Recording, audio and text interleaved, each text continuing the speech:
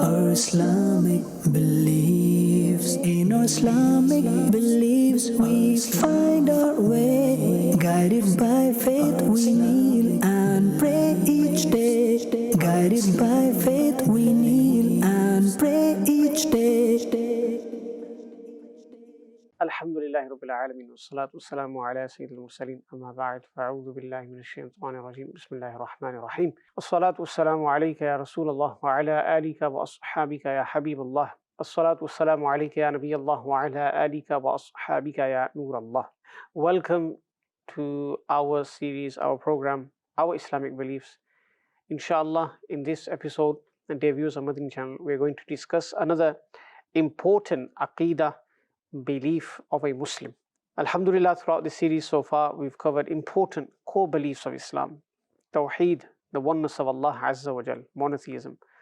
The Sifat of Allah. We've covered Risala, Nubuwa. We've touched upon the Khatmul Nubuwa, finality of Prophet of our beloved Sallallahu Alaihi Wasallam. All in light of Quran and Hadith and the aqwal of the ulama. So these points of aqaid that are being related are very important. Inshallah, in this particular program, we will hear about Aalam-e-Barzakh. Aalam-e-Barzakh, when a person dies, when he departs from this world, he enters a different realm, a different world. And there's a barrier between him and the world he is in then and the dunya. So he's moved on from this world and now he's in Aalam-e-Barzakh, he's in his grave. It's a whole different realm. When discussing Aalam-e-Barzakh, normally we say the state of the grave, Ahwalul Qabr. So inshallah, let us begin. First of all, our beloved Sallallahu Alaihi Wasallam mentioned that a believer who is successful, when he enters his grave becomes a garden of paradise. And if he's unsuccessful, if a person is unsuccessful, then ma'adallah, that very grave becomes a pit from the pits of fire. The hadith is إِنَّمَا الْقَبْرُ رَوْضَةٌ مِّن رِيَاضِ الْجَنَّةِ أَوْ حُفْرَةٌ مِّن حُفَرِ النَّارِ.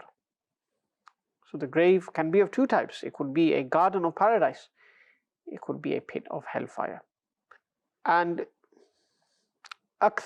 majority of the times, we know that people, when they die, their bodies are transferred into the ground, into the grave. But nevertheless, if a person, something happened to him whereby his body cannot be located, or he was drowned, and for this reason you can't find his body, or an animal, a wild animal devoured his body, etc., somebody burnt to ashes, then as soon as his soul departs from his body, which is the name of death, name given to death, inqita'ur ruh min al-jasad, then the next stage, the Aalam-e-Barzakh, begins for that person. Now what's important to note is when the soul leaves the body, where does the soul go? There are two maqamat, A'la Illiyin, and the second one, Sijjin. These are maqamat of Barzakh. According to a person's status, according to a person's righteousness, a person will either be in Ala Illiyin, or if he was sinful, disobedient, his soul will go to Sijjin. Now in the realm of Barzakh, in that dunya which is different to this dunya, a person will be in comfort, ease or difficulty in accordance to his a'mal. So whoever fulfill the goal of life by worshipping Allah sincerely, by avoiding sins, by fulfilling the commands, inshallah, in the grave he will be rewarded. He will be in utmost ease and comfort. Whereas a person who disobeyed Allah subhanahu wa ta'ala in this dunya, didn't follow the commands of Allah, he transgressed, then he will be punished and face much difficulty and hardship in the grave. Remember, this reward, this punishment is felt by both the body and the soul. It's incorrect to say only the body feels it or senses it. No, the body and the soul both feel it. And in reality, the punishment of the grave is punishment of Barzakh. This is what it is. But because people are buried in graves, we say punishment of the grave. As we've covered before, whoever was not buried, for whatever reason, his body burnt or he was drowned or couldn't be located, his questions in the grave and his accountability in the grave, the mu'amalat of barzakh will still take place wherever he is. It's not necessary for him to be in the earth. We pray to Allah subhanahu wa ta'ala that He makes our grave enlightened, illuminated via the noor of the beloved Prophet sallallahu alaihi wasallam, and may He make it a garden from the gardens of paradise. Ameen. Mufti Ahmad Yar Khan Naimi rahmatullahi alayhi, subhanallah, he says, from a believer's grave there will be fragrance of paradise. Fragrance of paradise will emit. There will be freshness. And it's stated that a kafir, a disbeliever, what will be the state of his grave? There will be the heat of fire inside his grave, and the stench of hellfire will also enter his grave. Ma'adallah. May Allah subhanahu wa ta'ala protect us all and grant us istiqamat upon iman. May He protect us from the punishment of the grave. Let's go towards some further details now, inshallah. An important point regarding the death of a person, maut, that a person will live for the duration that Allah has ordained him to live. Not a second more, not a second less. The time of death has been appointed by Allah subhanahu wa ta'ala. Death is a certainty. Allah ta'ala says, قُلْ يَتَوَفَّاكُمْ مَلَكُ الْمَوْتِ الَّذِي وُكِّلَ بِكُمْ ثُمَّ إِلَىٰ رَبِّكُمْ تُرْجَعُونَ. Say, O beloved, the angel of death gives you death. That angel of death who has been appointed over you, then you will be returned towards your Lord. Sayyiduna Israel alayhi salam, that particular angel who has been appointed with the responsibility and the duty of removing the souls of people. He is from the Rusul-e Malaika, the messengers from the angels. There's an interesting account I would like to relate before moving on. Once somebody came to the court of Sayyiduna Sulaiman alayhi salam, great prophet of Allah subhanahu wa ta'ala, and he sat there. At the same time, the angel of death arrived.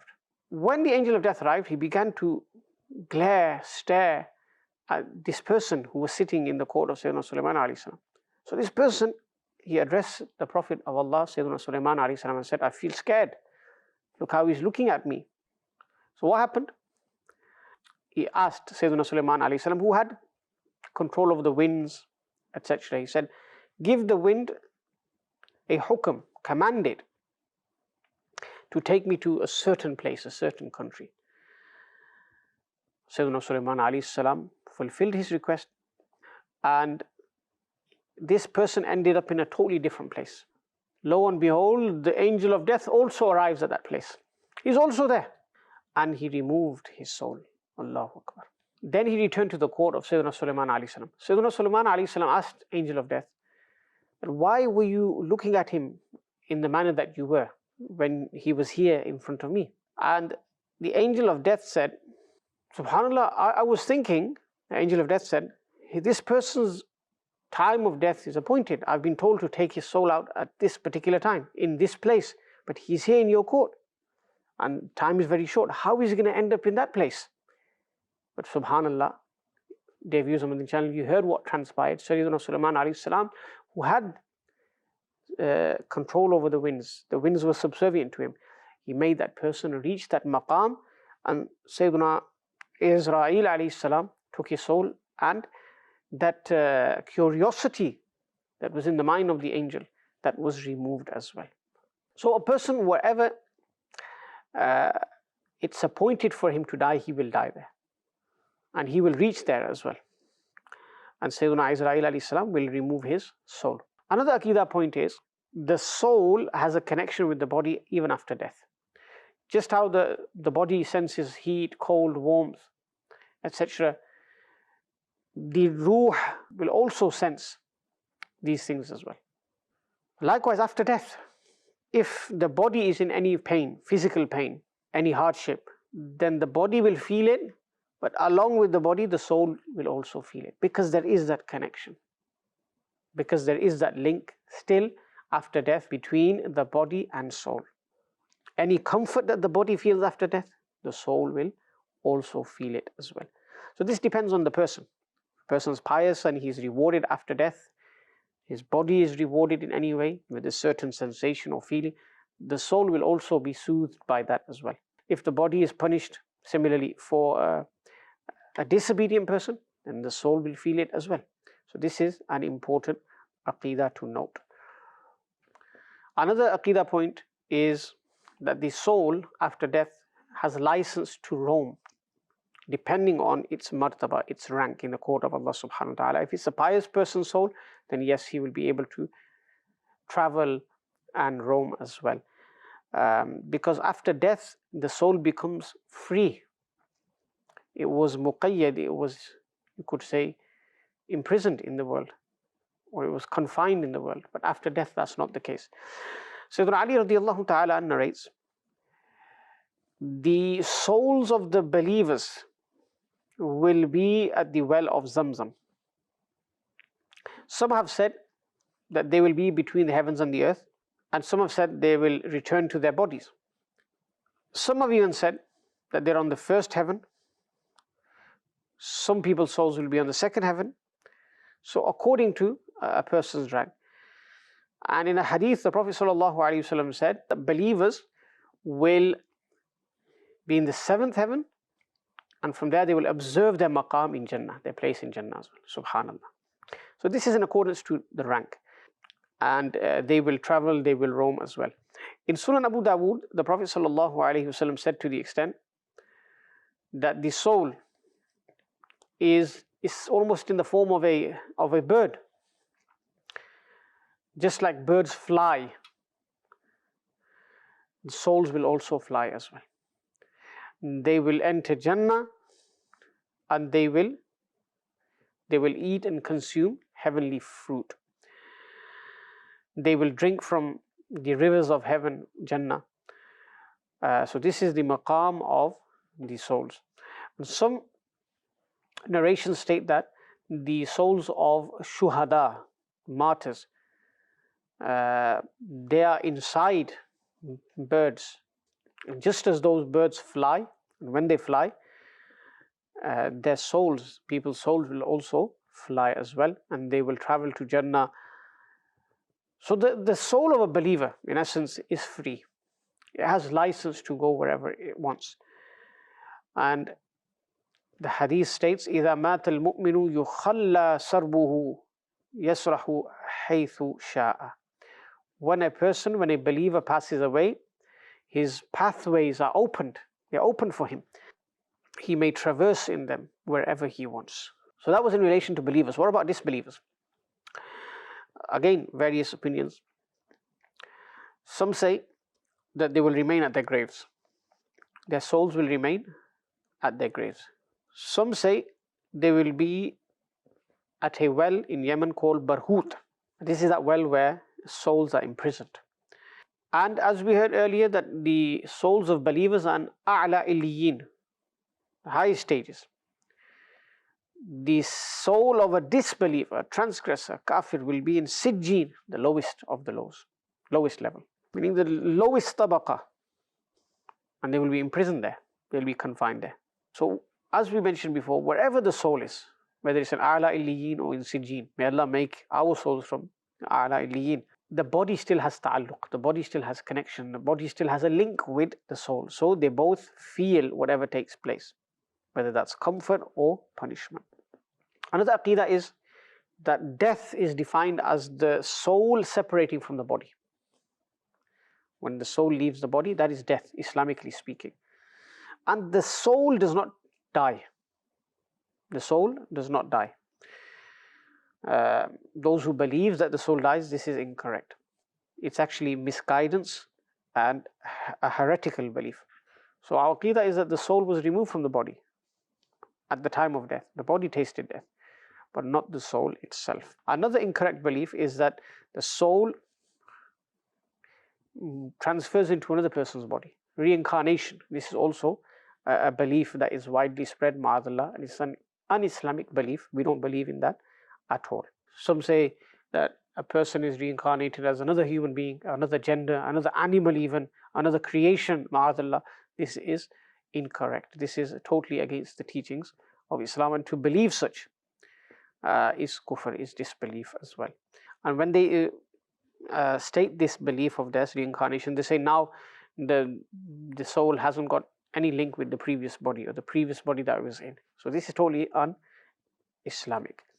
Another aqidah is that when a person dies, a person speaks and he doesn't lose the faculty of speech. And the hadith states that besides humans and jinnat, other animals, they are able to hear the speech of the deceased. We can't hear it. It may be the case that the person who's doing ghusl to the dead body is being addressed by the deceased person, but he can't hear. So this is our aqidah. And even the deceased even gives nasa'ih, advice, to the one holding his coffin, to the one performing his ghusl, etc. That my time period is up. Don't waste your time. Don't waste your time in the dunya. So the dead person, our aqidah is, speaks and can also identify and recognize other people as well. This is why we've been told when we go to the graveyard, what is the salam, the greeting of the deceased? Assalamu alaikum ya ahl al-qubur. And from the adab of visiting graves is to go from the feet side, not the head side, because if you go from the head side, the deceased has to turn back. The deceased has life in the grave. However, when visiting graves of the deceased, especially loved ones and relatives, they are comforted by that. They are pleased by that. Yes, this is our aqidah as well. The Prophet ﷺ in one hadith mentioned, if you put a twig or a branch of a tree, break it and put it into a grave, as long as that twig is fresh, it does the tasbih of Allah subhanahu wa ta'ala, the deceased is comforted by that. There's a famous hadith about people who are being punished. The Prophet ﷺ placed the twig on the grave and their punishment was alleviated. So these are things we believe in. So if the hadith tells us that just by placing a twig, a fresh twig on the grave, the deceased is benefited. So what about when a loved one visits? When children visit their parents' graves? When siblings visit their brothers or sisters' grave? Or you visit your child's grave? Won't they be comforted by you sitting there, by you doing dhikrullah, reciting durood sharif, tasbihat, wa ghaira? Of course they will. And if someone went, didn't read anything, just looked at the grave and walked by or walked off, then they won't feel as satisfied, meaning the deceased in the grave. They won't be comforted. You haven't sent any rewards to them. You haven't done much to benefit them. So these are things that we should be mindful of. So when the deceased leave us, the best we can do is acts of obedience and send the rewards to them. Build a madrasa, help a jamia, participate in works of goodness yourself, encourage those who are doing the works,